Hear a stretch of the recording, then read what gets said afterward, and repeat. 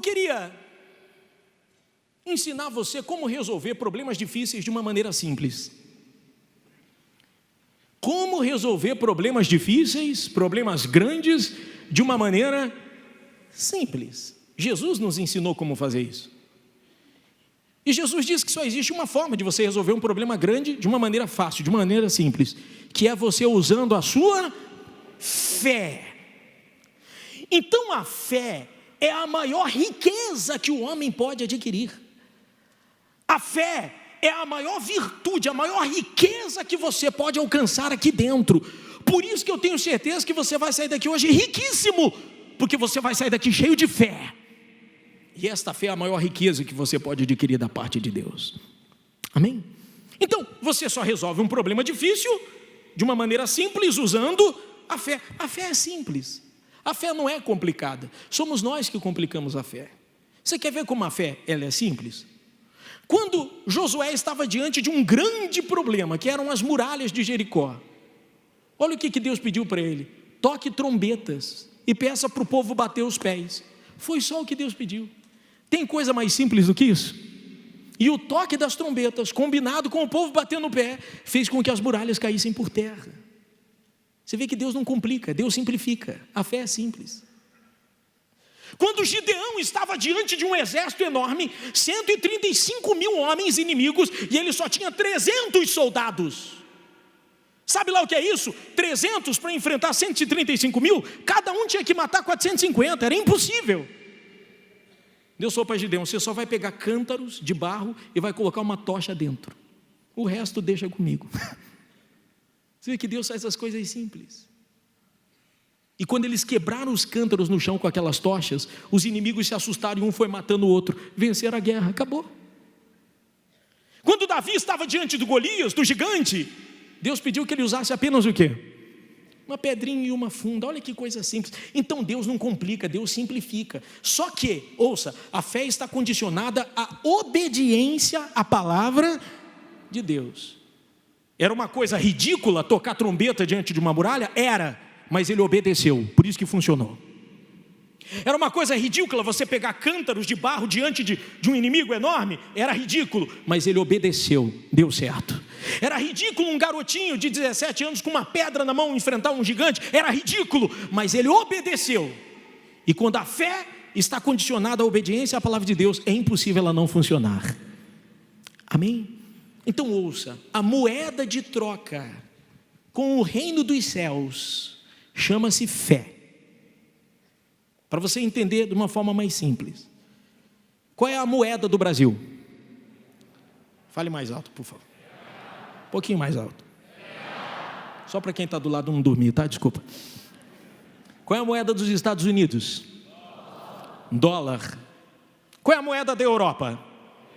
Euro. Qual é a moeda do Japão? Ien. Qual é a moeda da Inglaterra? As libras.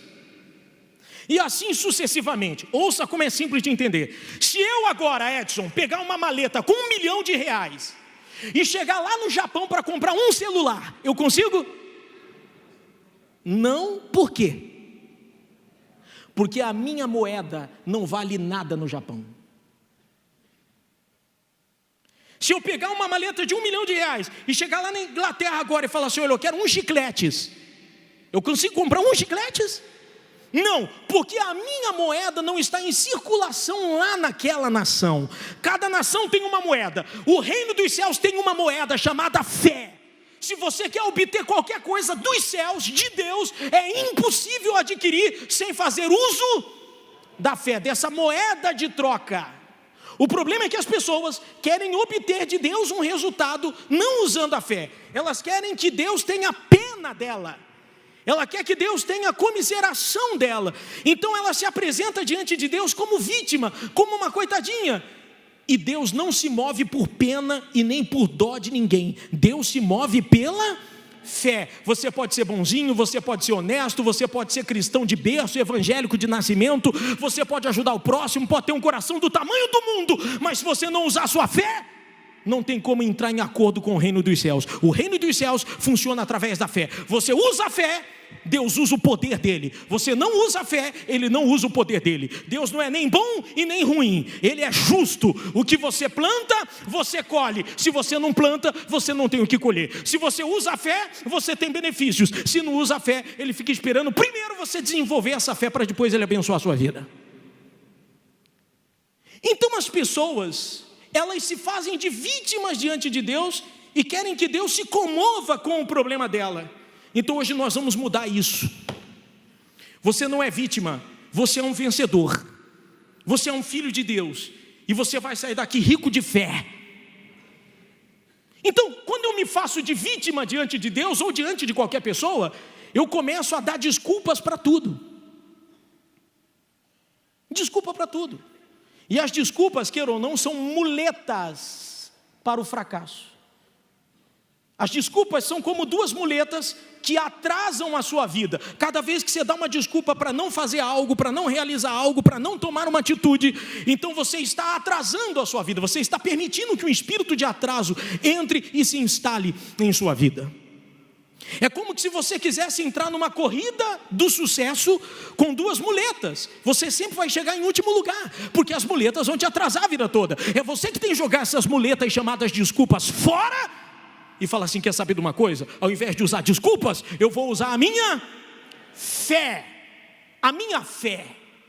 Desculpa é muito barato. Que esforço uma pessoa precisa fazer para dar uma desculpa? Qual é o sacrifício que alguém tem que fazer para dar uma desculpa?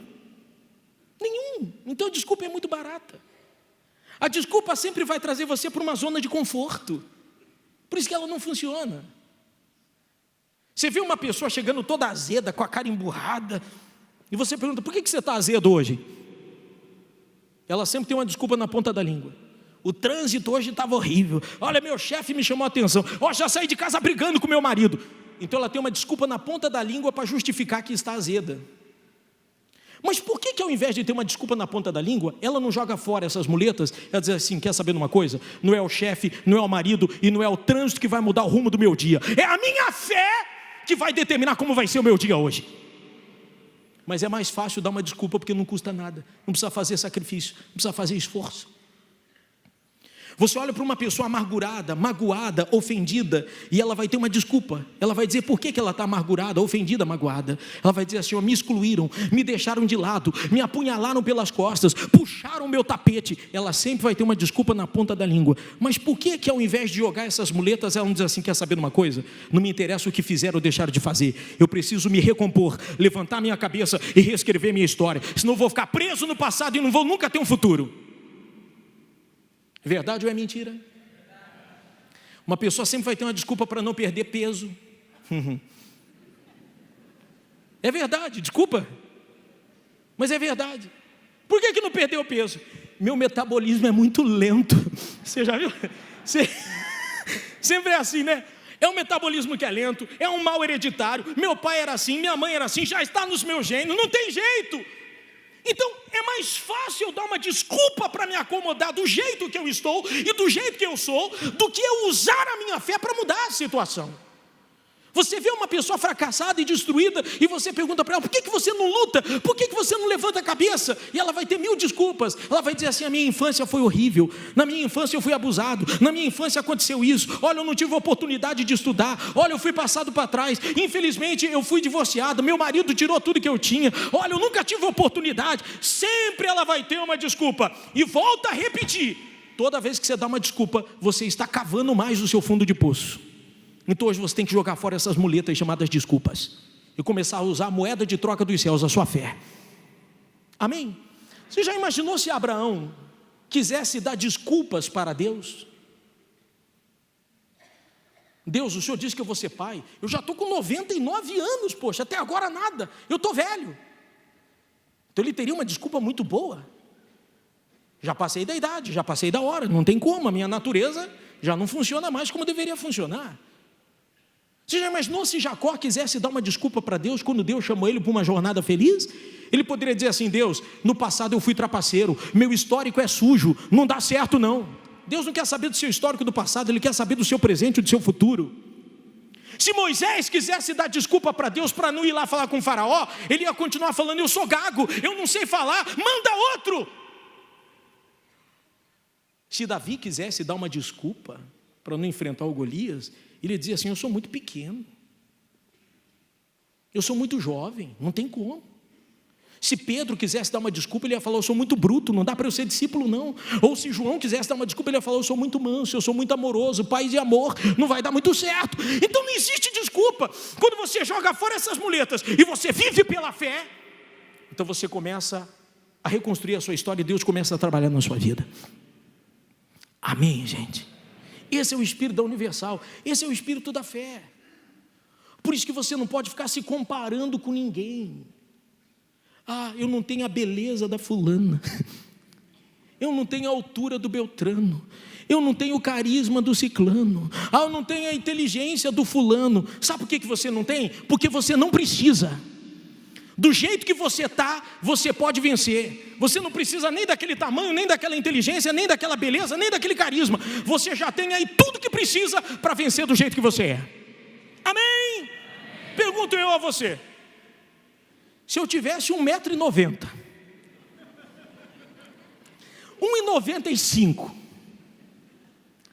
que diferença isso faria na minha vida?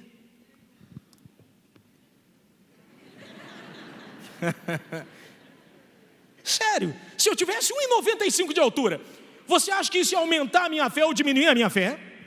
Ia mudar a minha maneira de pregar a palavra de Deus? O que ia mudar? De repente ia ser até pior, porque eu ia me conformar com o tamanho e não ia ter que me esforçar para me superar a cada dia, porque, meu caro, eu já estou em desvantagem. Se eu não fizer tudo que eu faço com excelência, eu vou ficar para trás. Então, queira ou não, eu sou obrigado a extrair o melhor de mim. Você já tem o que precisa para fazer a diferença. Não dê desculpa, não fique se comparando com ninguém. Jogue fora essas muletas, pare de ficar olhando para a corrida de quem está ao seu lado e faça a sua própria maratona. Toda vez que você quiser colocar a mão na sacola das desculpas e puxar uma, jogue essa desculpa fora, queime essa sacola, você não precisa dela para nada. Amém? Para fechar, uma mulher chamada Vilma, ela foi a filha de número 20 de um casal que teve 22 filhos. Na época não tinha nem televisão nem internet. 22 filhos. Ela foi a filha de número 20, coitada. Um lar apertadinho, muito filho, muita boca para alimentar. Quando ela teve 4 anos de idade, completou 4 anos, ela adquiriu poliomielite. Essa poliomielite fez com que uma das pernas dela encolhesse e ficasse mirrada. O médico olhou para a família e disse assim: ela nunca vai andar, é impossível ela andar. E essa menina ficou na cama, deitada durante 2 anos. Ela olhava para a janela e via as criancinhas correndo para lá e para cá, e brincando e pulando isso e fazendo aquilo, e ela chorava dizendo assim: pô, brincadeira, eu não tenho condições de fazer nada disso. Um médico muito dedicado e amigo da família desenvolveu uma cinta que, ligada com a perna, fez um sapato especial para fazer com que as 2 pernas ficassem do mesmo tamanho. Então ela começou a dar os seus primeiros passos com 11 anos de idade. 11 anos de idade, coitada. Então ela começou a brincar com as coleguinhas, e quando os pais não estavam olhando para ela, ela tirava aquela cinta de raiva e ela começava a andar manquejando mesmo, para lá e para cá, e mancando, porque alguma coisa dentro dela, uma moeda de troca chamada fé, dizia assim: olha, você pode mais. E ela ia para lá, brincando para cá, e começou a caminhar, mancando e mancando. E, meu caro, por milagre de Deus, os nervos delas começaram a reagir, os músculos começaram a reagir, os ossos começaram a reagir, a ponto da perna dela começar a crescer. E essa menina passou a andar normalmente, como um ser humano normal. Ela desenvolveu uma paixão tão grande por esportes, que ela começou a correr, e todo dia ela corria quilômetros e quilômetros e quilômetros, até que um dia, um treinador da Universidade do Tennessee viu essa menina correndo e falou assim: caramba, essa menina tem futuro. E chamou ela e falou assim: você não quer fazer parte da nossa equipe de velocistas aqui da universidade? E ela, feliz da vida, topou o convite. Isso em 1956, ela foi convocada para as Olimpíadas. Coloca a foto dela para mim aí, por favor. Essa moça que vai aparecer aí, que é a Vilma Rudolph, em 1956 foi para as Olimpíadas, não ganhou as Olimpíadas. 4 anos depois, em 1960, ela já estava com 20 anos de idade, ela ganhou 3 medalhas de ouro como a melhor velocista da época. Por quê? Porque dentro dela, ela dizia assim: olha, eu não aceito essas muletas de desculpa, eu preciso fazer alguma coisa para mudar a minha história. E ela teria 1001 desculpas se ela quisesse. Teria ou não teria? Ela poderia dizer: eu não tenho culpa de ter tido essa doença, eu não tive culpa da poliomielite, eu não tive culpa de estar nessa situação. Mas dentro de si ela não aceitou. Então, quando você não aceita essas desculpas, Deus começa a trabalhar na sua vida. Então não dê desculpas para você não ousar a se tornar empresário, porque você pode. Não dê desculpas para crescer na vida, para voltar a estudar, para fazer um curso diferente. Não dê desculpas para aprender uma outra língua. Não dê desculpas para nada. Desculpas são muletas e você tem que jogá-las fora hoje aqui. Hoje Jesus está olhando para você e dizendo assim: ó, levanta e anda. E se você obedecer à voz dele, você vai começar a correr rumo à sua história de sucesso, em nome do Senhor Jesus. Amém? Se a sua desculpa é não ter dinheiro, eu não tenho dinheiro, Bispo Edson, então deixa eu colocar um versículo para você ler junto comigo, que fala sobre isso. Coloca na tela para mim o versículo. Leia aí junto comigo, por favor. Leia em voz alta. Todos vós os que tendes sede, vinde às águas. E vós os que não tendes dinheiro, vinde, comprai e comei. Sim, vinde e comprai sem dinheiro e sem preço. Isaías 55:1, repito o final dele: vinde e comprai sem dinheiro e sem preço. Deus não está falando para você ser imprudente e colocar os pés no lugar das mãos, não é isso que ele está falando. Mas ele está falando de uma moeda diferente, não da moeda real, não da moeda euro, não da moeda dólar, não da moeda libra. Ele está falando da moeda chamada fé. Você entende isso claramente em João capítulo 6, na multiplicação de pães e peixes. Jesus olhou para Filipe e disse: Filipe, como é que nós vamos alimentar essa multidão? Mas a Bíblia diz que ele falou isso para experimentar o discípulo, porque ele já sabia o que estava para fazer. Filipe disse: mestre, se eu tivesse aqui 200 denários, a gente não conseguiria dar um pedaço de pão para toda essa gente. Jesus disse: então deixa comigo, mande o povo sentar. Ele estava dizendo: não é o denário, não é a moeda dessa terra que vai resolver o problema, é a fé. Quando você usa a fé, meu amigo, a fé faz o que o dinheiro não faz. Você pode não ter dinheiro para comprar uma casa própria, mas a sua fé já te coloca lá dentro, você já se enxerga lá dentro de uma casa própria. Você pode não ter o dinheiro para comprar o carro dos sonhos, mas os olhos da fé já te fazem enxergar dentro deste carro dos sonhos. Você pode não ter o dinheiro para investir na empresa e levantá-la, mas os olhos da fé já enxergam você alcançando um investidor que possa investir nessa empresa, fazendo a coisa acontecer. A fé faz o que o dinheiro não faz. Essa é a moeda de troca do reino dos céus. Isso é ir de comprar e sem dinheiro, é fazer sem ter dinheiro físico, mas tendo fé, e a coisa vai acontecer em nome de Jesus.